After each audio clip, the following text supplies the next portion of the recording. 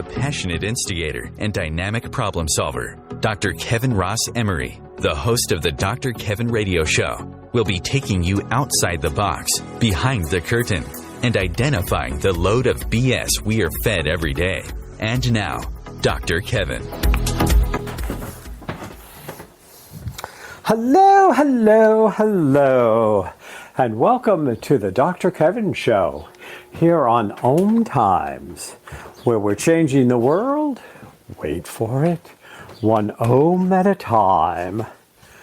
So this is the first Thursday of June, and on the first Thursday of every month, we welcome none other than that scoundrel, Matt Connarton, from Matt Connarton Unleashed, where he creates havoc Monday through Friday from 4 to 6 p.m. drive time in Manchester, New Hampshire, 95.3 WMNH. You can go to mattconarton.com or ipmnation.com, and you can get his show if you're not in the greater Mance Vegas area. That is Mance Vegas, New Hampshire, and be part of his show. Today, you can be part of this show, where Matt and I are going to be talking about what's going on in the world, what's wrong with the world, and how Matt's going to fix it and make everything okay. Because that's what we do. You got this. And so we're going to start by telling you, you can be part of this conversation. You can do that by calling in at 202-570-7057. That's 202-570-7057. Ask your questions, share your comments. The only thing we ask is that you must be respectful, or we will do the off with your head and just hang up on you. Matt, how are you? I'm doing okay. Okay. You missed a couple of shows this week. What's up? You okay, buddy? Yeah, I had a personal issue arise, which I'm kind of keeping to myself. Really, the only other person who knows about it is Jenny.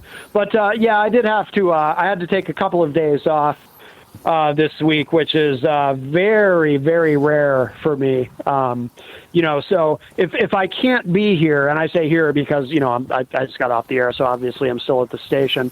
If I can't be here for my show, a best of, the software automatically queues up. I've got about. I think I have over 40 of them, best of episodes that I've produced over the years. So one of those automatically comes on if I'm not here for some reason. But yeah, so I took Monday and Tuesday off and just had to deal with some things. But everything's fine, everything's good, But I'll tell you, it is weird. I keep forgetting what day it is, because I had to kind of remind myself it was Thursday because it doesn't feel like Thursday to me because I took Monday and Tuesday off. So. Yeah, and obviously, we're not going to poke into whatever the personal is. You know my number, you know where I am. If you want the old zhuzh from the Dr. Kevin Oracle cycle, you know where to reach me. So we're going to drop that topic and move on. I completely understand why you don't want to talk about those couple of days where you're going through gender reassignment surgery. I get it. It's personal. We obviously don't want to talk about that on the air. So, what's been going on? Aside from the gender reassignment, well, so what's going on just generally? Well, what went on was I had an addictomy. No, that's a very old joke, but you opened the door to that. What do you mean? It was about time you found it. It's about time you got one. Hey. So anyways, as always, there's a lot going on in the world, but I'd like to find out, because you have a running dialogue of all of the ills of the world, so to speak. I would say all of the hopeful promise, but I don't think you've been on that page for a couple of years now. I think it's mostly ills. So what's been the hot topics of your show? Jeez. Well, Uvalde, of course, and gun control has been a hot topic, and Russia's war in Ukraine, of course, and actually today on the show we were talking about the baby formula shortage and how I feel like we're in a third world country. Never thought we'd see anything like that. I don't know if you saw it, but Brian Deese was on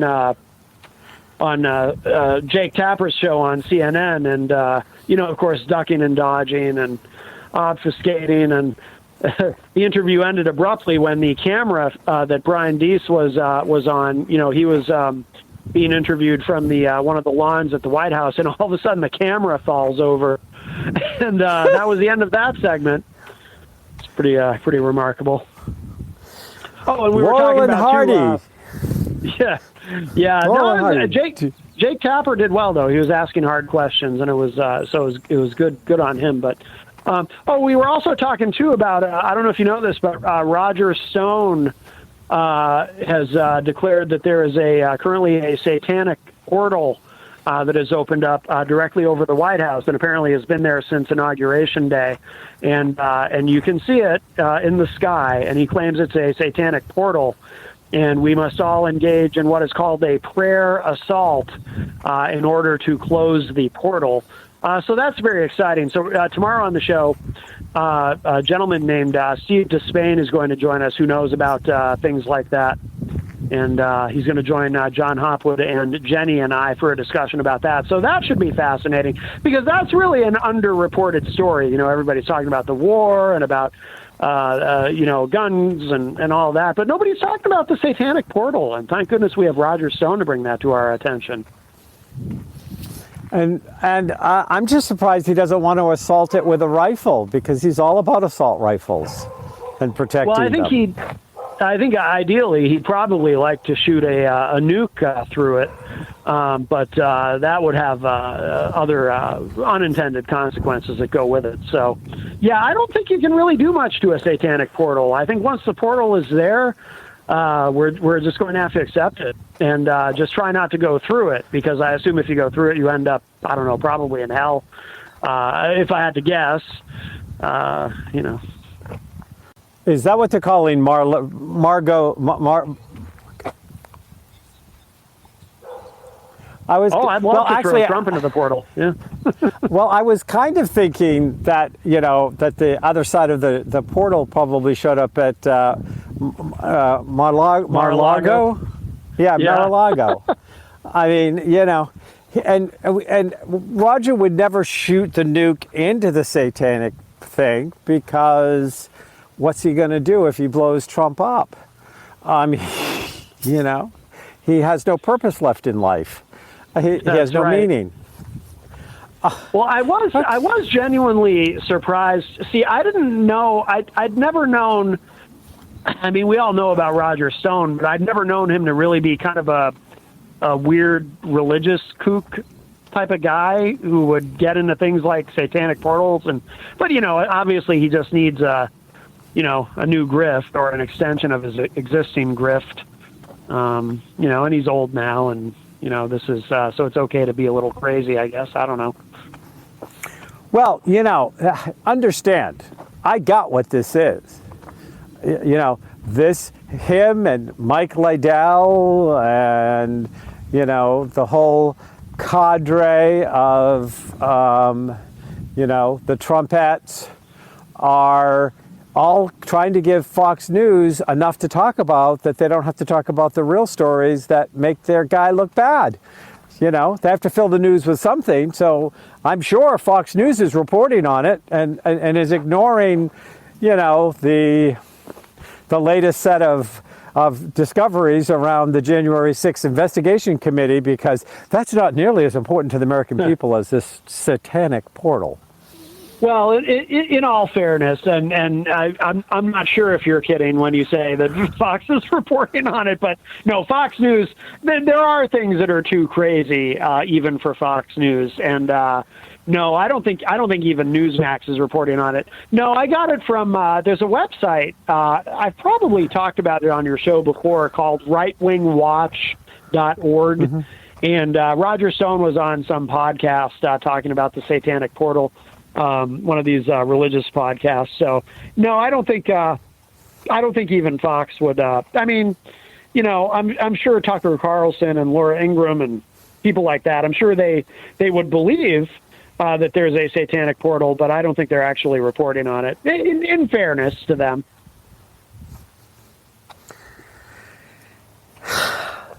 Yeah.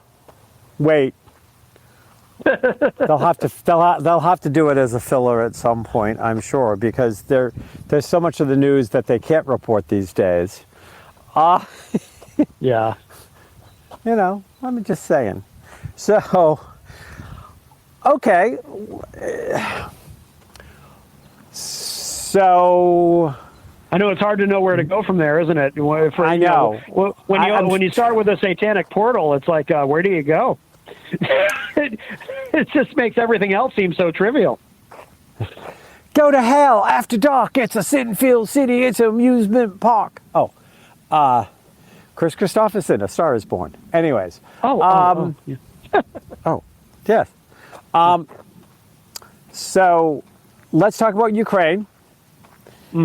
I know that you have pretty much said that, in the last couple of times we've talked, mired down for years. There's not going to ever be clear victory. I see that we are ramping up what we're sending. I know Ukraine has had a couple of setbacks.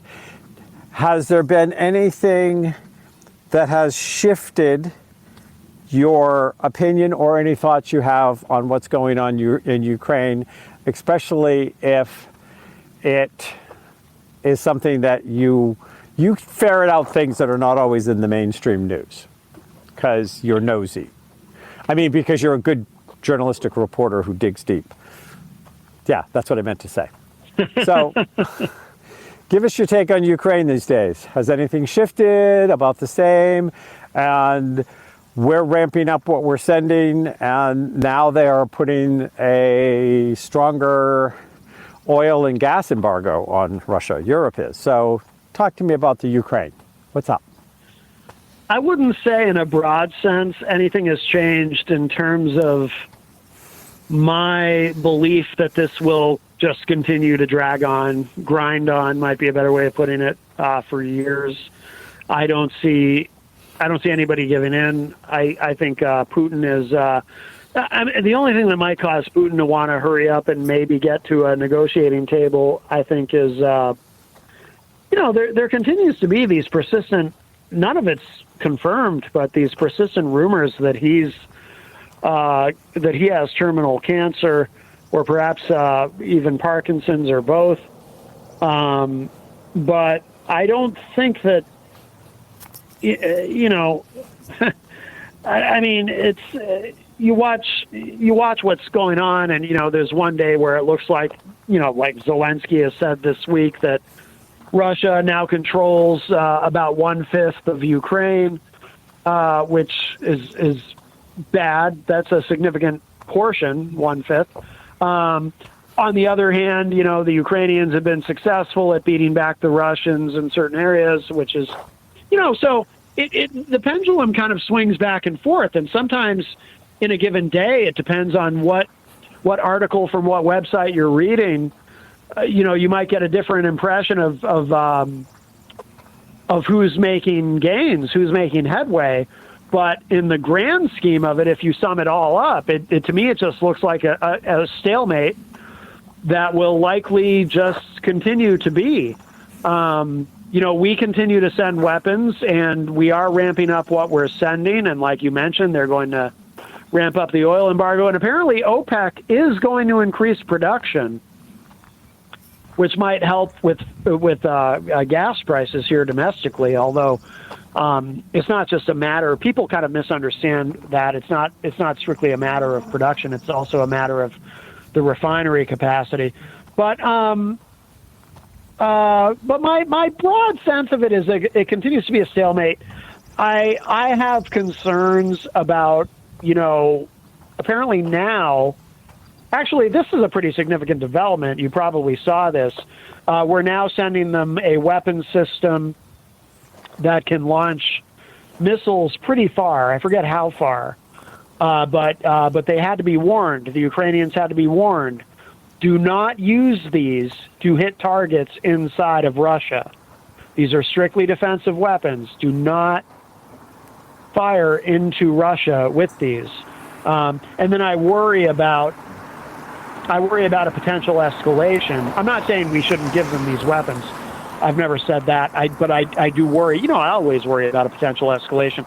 And, what if Ukraine accidentally does fire something that we've given them into Russia? Does Putin use that as an excuse to escalate and maybe get into an actual confrontation directly with the West, which I don't think is likely. So I don't want to alarm anybody. But I worry about it, of course. I think we all worry about it. But that's a pretty significant development that we're now giving them something that could potentially, if a mistake is made or somebody goes rogue and maybe does something they're not supposed to do, they could actually fire missiles directly into Russia. So everything continues to ramp up. Obviously, the defense contractors in the United States, or anyone who does business with us, they're very happy. But I see this just going on, grinding on. I mean, how long were the Russians in Afghanistan? They'll hang in there, and Ukraine will continue to try to fight them off. And I mean, I think the best we can hope for is Ukraine to be able to continue to fight off the Russians enough so that Ukraine is in the best possible position to go to the negotiating table if Russia decides we're ready to seriously negotiate. But otherwise, yeah, I think this just grinds on. I don't think we're going to see the end of this for a very long time. Well, obviously, part of that depends on whether Putin is actually terminally ill. And there's an upside and a downside to that. The upside, obviously, if he's terminally ill and he dies, whoever takes over, are they going to use Putin's death as a way to extradite themselves from a very expensive, costly, on a lot of fronts, war that's not getting them much? Mm-hmm. So, on the upside, it may only go on as long as Putin's life does.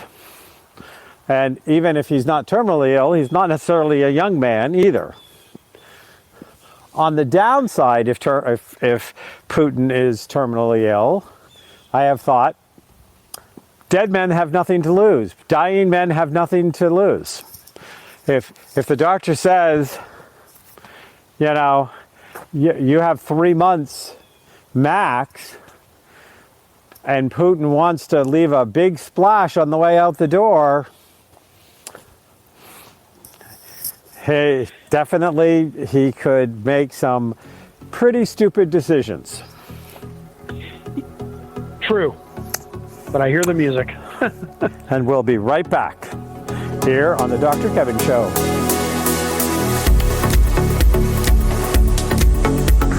Conscious media for conscious minds. OMTimes. Have you ever wondered how to change your love paradigm? The secret key is finding a love partnership, not just a regular connection. How do you find these?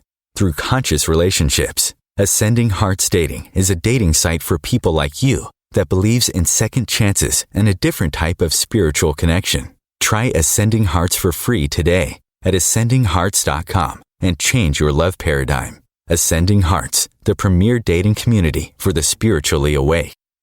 Hello, I'm Sandy Sedgbeer, host of OMTimes magazine's flagship radio show, What is Going On? My passion is sifting through information, research, and innovations from new thought teachers, speakers, and researchers pushing back the boundaries of what we know about life, energy, metaphysics, and the universe. I love shifting perceptions about who we are, why we're here, and how quickly impossible becomes normal when we open our minds, expand our awareness, and accept that the only limits that exist are those we place upon ourselves. So if you're the kind of forward-thinking, eager investigator of what lies beyond the current reality that most perceive, why not make a date to come play with me in the field of possibilities at 4 p.m. Pacific Time, 7 p.m. Eastern Time every Thursday, and together we can discover what's really going on. You came across someone struggling with hunger. How would you recognize them? Would you notice an 8-year-old girl who's not excited for summer break because she may not be having lunch again until September? Or a war veteran who's having a hard time landing a job and getting back on his feet? I am the 1 in 8 Americans who struggle with hunger. I am hunger in America. Hunger can be hard to recognize. Learn why at IamHungerInAmerica.org. Brought to you by Feeding America and the Ad Council.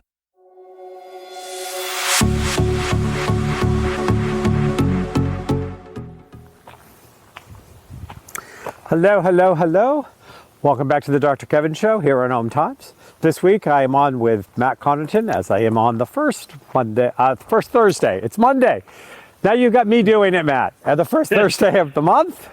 And if you'd like to be part of the conversation, you can call in at 202-570-7057. Again, that's 202-570-7057. Just remember, if you call in, be respectful. So,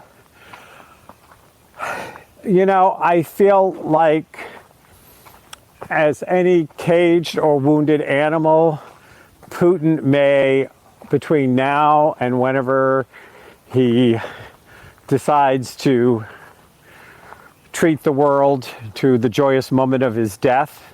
Oh, did that come out sarcastic? That is when it's, I feel like it could be most dangerous, especially if he's got a terminal. I just got to throw that out there. I think that's a legitimate concern to have, and even if he's not really dying, you know, people have wondered and worried about, you know, a trapped Putin. So what if say he's fine, but does he become more dangerous just because he feels trapped? He feels cornered. Does he get desperate?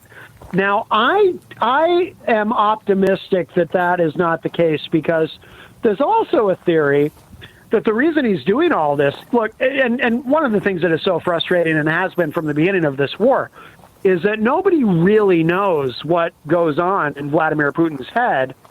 You know, we can only speculate and guess. I mean, they're educated guesses, but based on things that he has said and done in the past and so forth. But I think there's a strong belief that the reason he's doing this now is he felt it was finally the right moment, because he's probably waited a long time to do this, to attempt to reconstitute in some form or fashion the Soviet Union and restore Mother Russia to its former glory in some way. And that he cares about his legacy. He does not want to go down in history as someone who allowed this opportunity to pass. He wants to go down in history as someone who restored the former Soviet Union. And if he's going to die in the process of doing that, well, at least he got the ball rolling, and he'll be remembered in history as the one who made the first moves to try to reconstitute the Soviet Union by taking back Ukraine. So I think the general consensus is that he's not crazy, and that he's not going to do something. He's not going to blow up the world on his way out the door, because that's just not what he's after. That's not what he's trying to do. And that he is a rational actor in the sense that, I mean, what he's done is irrational, but he's a rational actor in the sense that he's not insane. And I think the general consensus is that he's not insane. But then again, I mean, some people have said that, you know, there may be some cognitive decline, which doesn't mean insane, but just that, you know, he might be slipping, and that may be clouding his judgment. So those are legitimate things to be concerned about. But hopefully it's not the case. Well, obviously the path forward is clear. We need to get Roger to move the Santanic Gate over to Moscow. Oh, that would be perfect. And then put it on vacuum, on vacuum mode, so it sucks in.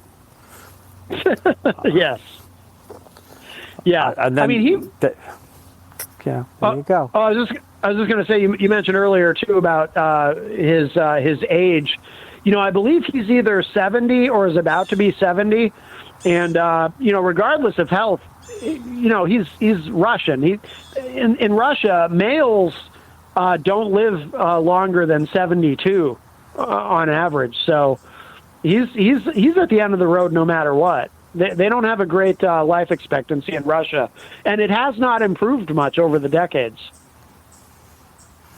Yep. He will be 70 on October 7th.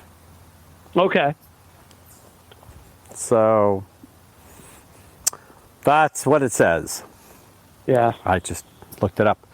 Okay. Well, we're going to move away from Ukraine. Though, I have to say, Zelensky is definitely hugely leveraging social media to continue to get as much friggin' support as he can. Oh, he's done an excellent job of that. Absolutely. Excellent job. And, it's one of the things that I think that rallied support as much as it did and as quick as it did and continues to rally it is he, in his own way, keeps it in the news even when the news cycle gets sucked to something else. He has his own version of keeping it in the news, keeping it fresh, getting those pictures out. I mean, every time I see anything, I automatically like it just to put that count up to just, because I know that means it gets, I understand how social media works on an idiot's level. So I go out of my way to like everything and, send it on its way in whatever way I can. But I'm going, he is the model of the new world order of people in those kind of positions, and he's handling it so well. Well, but it probably helps. It probably helps that he comes from the entertainment industry, and so he gets it. Yeah, and how old is he? In his 40s? Yeah, he's young. I think he's maybe mid 40s, maybe 45. Yeah. When you compare him to people like, Putin was probably launching his dirty deals, and the murders he was responsible for was probably in triple digits by the time Zelensky was born. And right. Trump probably had, scored at least a 4-digit people he'd screwed over before he born, and it really shows. So I just had to get those 2 cents in.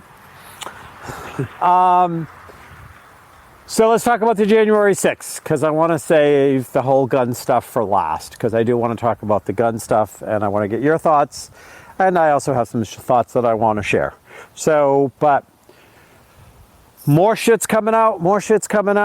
Does anybody still care? Do you think anything is shifting? Do you think that there's more subpoenas, there's more grand juries? What's your thought? Or did they stonewall it enough that it's going to end up shooting blanks? Well, I think the committee continues to do a great job, but I don't have confidence in the Justice Department. I don't have confidence in Merrick Garland. They should be using the force of law to the fullest extent possible to compel these people to actually show up and cooperate when they're subpoenaed, and they don't. And but it goes back to what I was saying last time I was on the show. Democrats, I mean, we're in a terrible situation here with both parties. We've got the Republicans who tried to subvert the election and will try to do the same in future elections, and they're setting things up across the country to be able to do that. And then we've got the Democrats who are too weak and too spineless to do what it takes to stop them. So we're in a tough spot, and I don't think Merrick the Mild is necessarily the guy who's going to get it done in terms of enforcing these subpoenas. So I don't know. I don't know where we end up with that. I mean, I have heard one interesting spin. And maybe there's truth to it, maybe there's not. That he's letting these committees spend their resources, their monies, getting all of this stuff. The Justice Department has now been requesting and grabbing a ton of the work that the committee has done.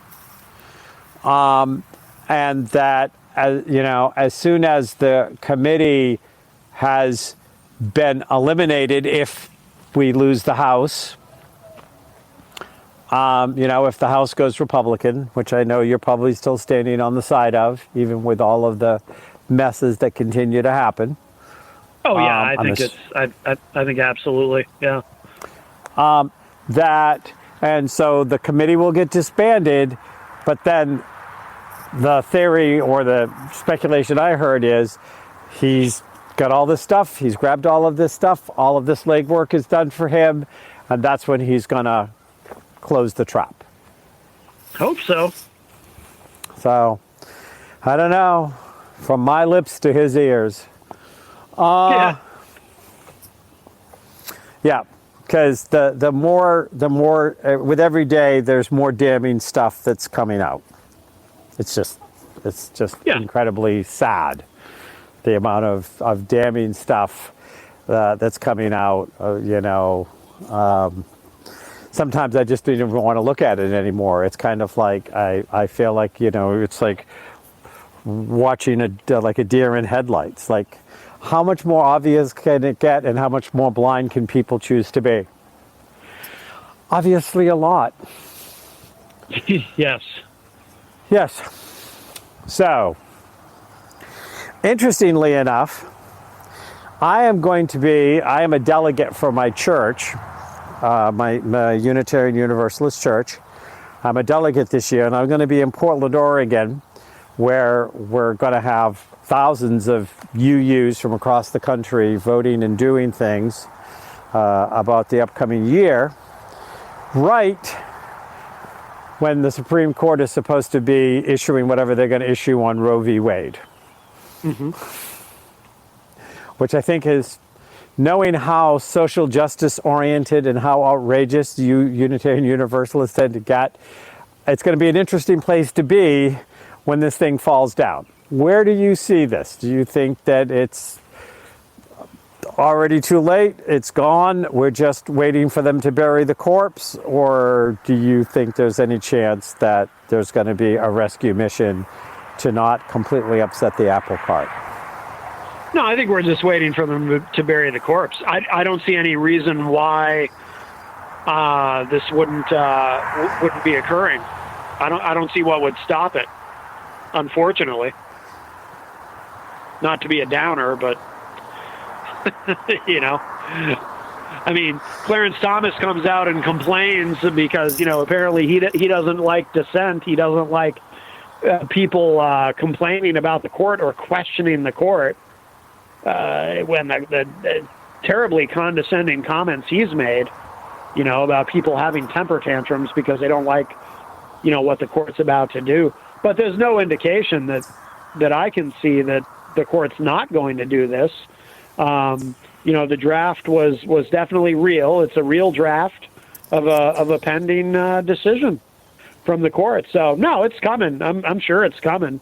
Everything else that's gone on is, with Uvalde, for example, the shooting, that's kind of put this on the back burner for the moment. But no, it's, and you already have states preparing for it. You have red states with some of them were already prepared.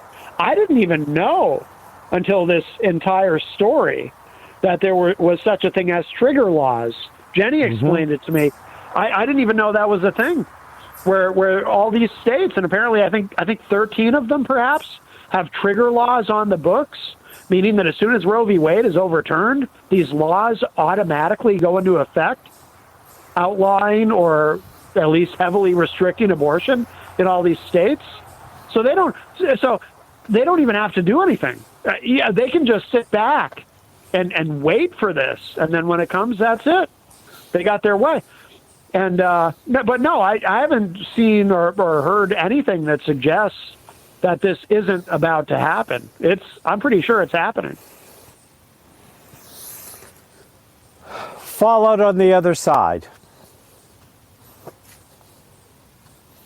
What do you happens? mean? What happens? Is apathetic America just going to put up with it, or do you think you're going to see a resurgence of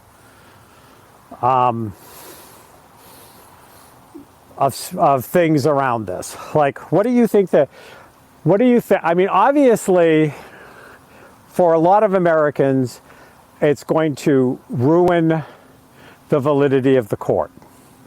When you have 3 justices lie under oath that it's settled law and they're not going to do anything with it to get in there.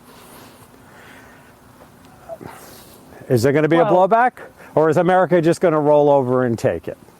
I just want your thoughts. Well, when it comes to the court, I mean, there really is, there's nothing to do about it, unfortunately. I mean, these are lifetime appointments. It's not like you get to vote them out. And, people have an idea about the Supreme Court that I've never really had, which is that it's idealistic, and I guess it's how it's supposed to be, but it's not the reality of it. How it's supposed to be is that the Supreme Court is apolitical. It's one of the 3 branches of government, but it's not a political branch. But obviously that's not true. That's never been true. Otherwise, we wouldn't have conservative justices and liberal justices, and we wouldn't have a confirmation process that is highly political and always has been. It's gotten worse over time, but it's always been a political process. I've never viewed the Supreme Court the way I guess we're supposed to, in that it's not a political like Congress and the executive branch, but it clearly is political, and I don't know what you do about it. I mean, once they do this, I don't know. I mean, everybody, we can all yell and scream as much as we want to, and we absolutely should. But, the only solution would be to elect more Democrats who can then, in the states that they're in, pass state laws protecting abortion, or get enough Democrats in office to do something federally to protect abortion, to actually codify the right to an abortion in law, so that, in theory, Roe v. Wade itself, it doesn't matter that it's overturned because it's codified in law. But you can't do that because the Republicans are going to pick up seats. People are struggling with inflation. People are struggling with high gas prices. And Biden and the Democrats are getting all the blame. Which only acts as an accelerant as far as the opposing party in the midterms, the opposition to whomever is in the White House, of course, always picks up seats. So the Republicans are going to pick up probably quite a few seats, actually. And so I don't know what you do. I don't see a solution, not short term. I thought, when this first happened, I thought, this might be a gift to the Democrats, actually, in the midterms, because this is going to hurt Republicans, and it is going to hurt Republicans. But whatever harm comes to Republicans because of this in the midterms is going to be mitigated and overshadowed by all the harm being done to the Democrats by high inflation and high gas prices. So, no, I don't see a short-term solution. We're going to have to look for long-term solutions, but short-term, there is no solution. The Supreme Court is going to do what they're going to do, and that's going to be it. Okay. That's my sunny prediction. Well, time will tell. We'll be right back, and I want to talk about the massacres.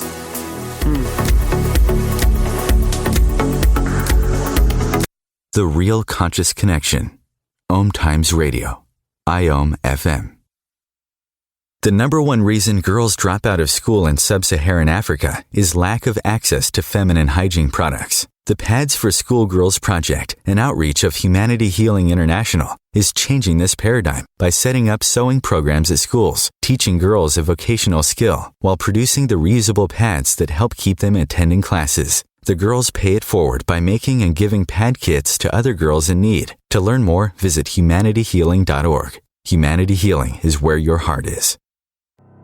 Vox Novus, the new voice. Vox Novus, the new dimension. Vox Novus, thought and movement leaders who will share from their experience and offer tools to help us navigate our rapidly changing world. My name is Victor Furman. Join me every Thursday at 8 p.m. Eastern on OMTimes Radio for Vox Novus, the new voice. If I could be you. And you could be me? For just 1 hour. If you could find a way to get inside each other's mind. Walk a mile in my shoes. Walk a mile in my shoes. Walk a mile in my shoes. We've all felt left out. And for some, that feeling lasts more than a moment. We can change that. Learn how at belongingbeginswithus.org. Brought to you by the Ad Council. Walk a mile in my shoes.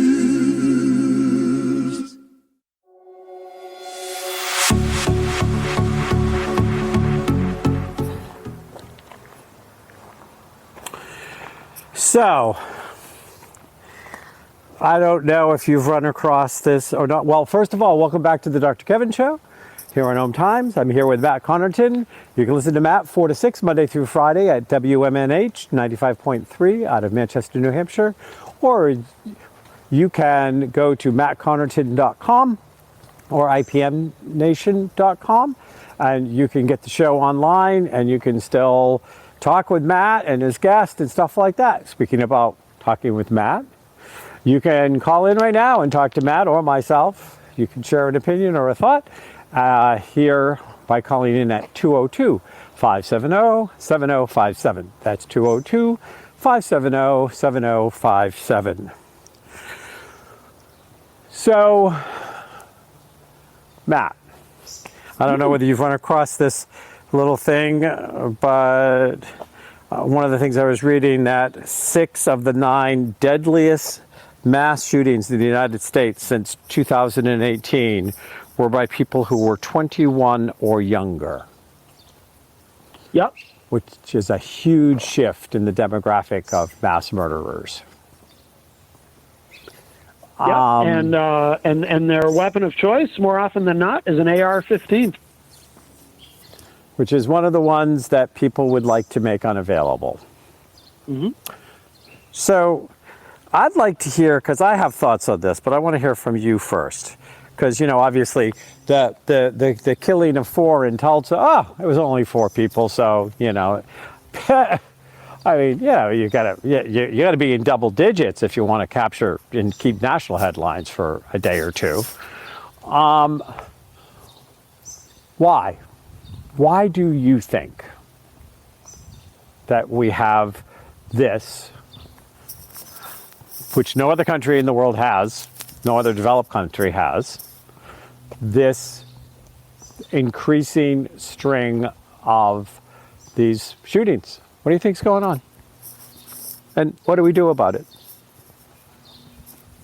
Well, what's going on? I mean, there's some clearly some sort of a mental health crisis. You have to be mentally ill to. People don't like when I say this for some reason because they take it wrong. But you know, clearly you have to be mentally ill to do something like this. I say people don't like when I say that because for some reason when I say that, people react as though I'm somehow justifying what they do or using it as an excuse. Oh no, they're not. They didn't do anything wrong. They're just mentally ill. And it's like, no, that's not at all what I'm saying. But for some reason, people take it that way. I don't think you take it that way, but some people do. But no, I think we've got a mental health crisis in this country. Our mental health system is not very good. My father is a clinical social worker, and he's been, for as long as I can remember, complaining about the mental health system in this country. And So that's a problem, and I think it's getting worse. I think the pandemic made mental health just broadly across the board worse for people. People are more aggressive now than they used to be. That's why crime has gone up. Violent crime has gone up. A lot of negative things have gone up. But so we do have the mental health piece. I also think that, I mean, to me, it seems like a no-brainer.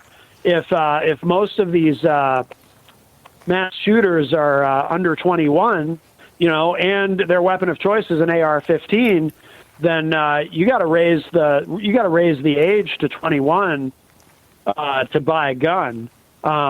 It already is 21. It makes no sense to me, and I think to a lot of people, that in the United States you have to be 21 to buy a handgun, but to buy an assault weapon you just have to be 18. That doesn't make sense. So even some of the most pro-Second Amendment people I know, and I'm pro-Second Amendment myself. I mean, I believe that law-abiding Americans should have the right to keep and bear arms for self-defense. I firmly believe in that. But even the most pro-2A people I know say, or at least are fine with the idea of raising the minimum age to 21 across the board. If you have to be 21 to buy a handgun, you should have to be 21 to buy certainly something like an AR-15. And then there's the ideas of an assault weapons ban, going back to that. I think that's a big hill to climb, though. People who are in favor of that, and I'm not saying I oppose it, I'm open to it, certainly, but people will say, well, we had fewer mass shootings when we had the ban, which is true, but correlation is not causation. There might be other reasons too. So I think we need to examine that. But I think at the bare minimum, we need to raise the age across the board to 21, and maybe we need to look at banning the AR-15 specifically because, like I said, that seems to be the weapon of choice. So I would start there. I think we need more red flag laws, which is something that a lot of Republicans are on board with.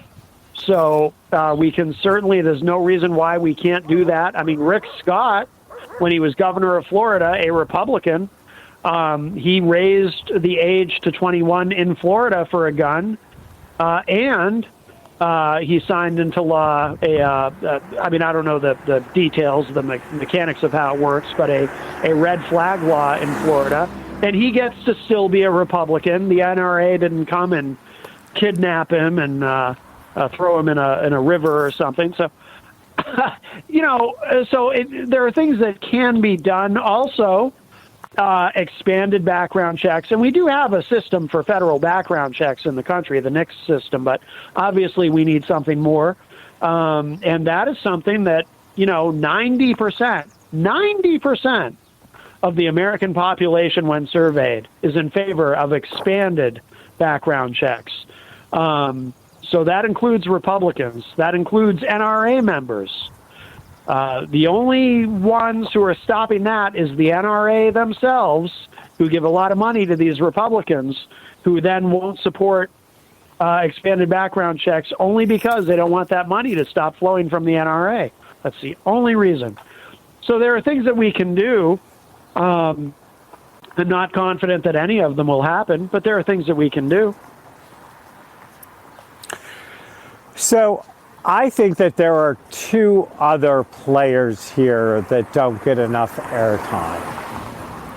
And they're going to be ones that I know immediately are going to hit some people's hot buttons, but I don't care.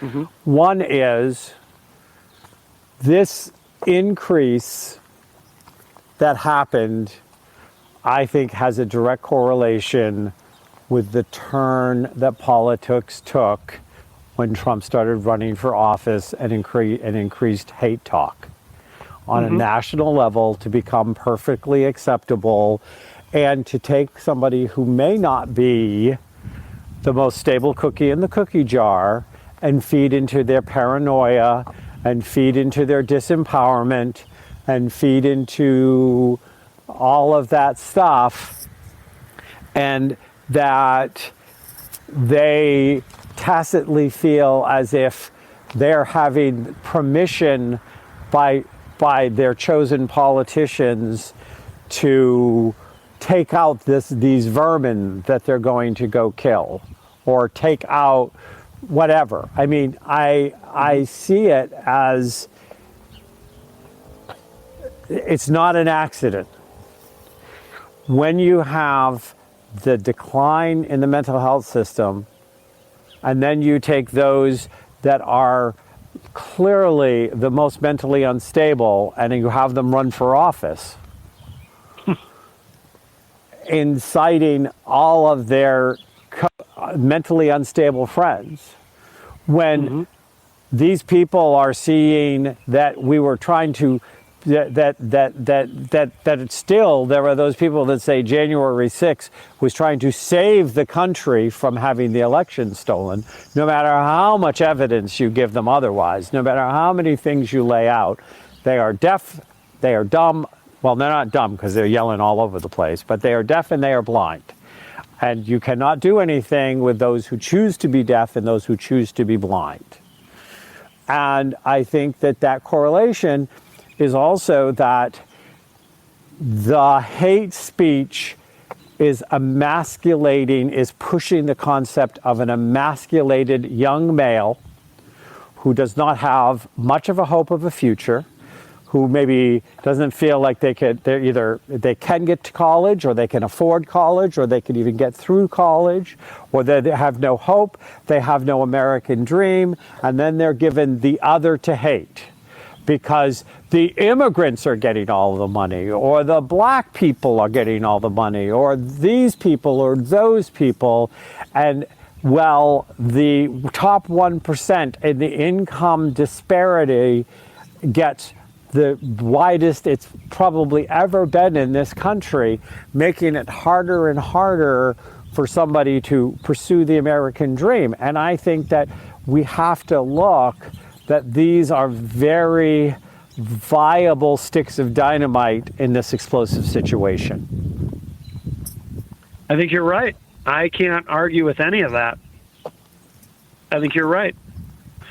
You know, and Trump made it cool to be abrasive and aggressive and even to incite violence. He legitimized all that for people. And I think that does probably play a role. I mean, it's impossible to prove it. You can't quantify it.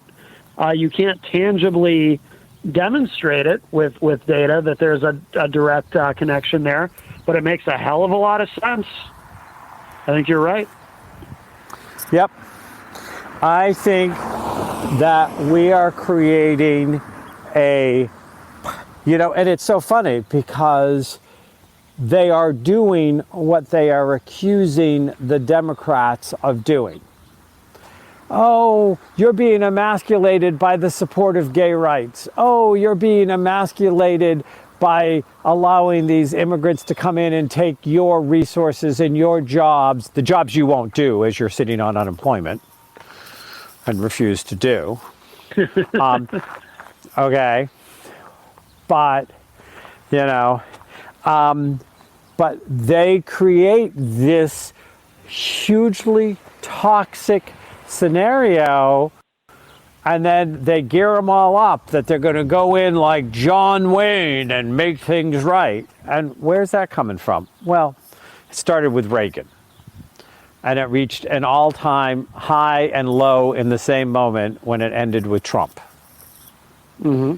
And you have these enablers who clearly do not give a shit about struggling Americans. You can see it by the way they vote. You can see it by the way they talk.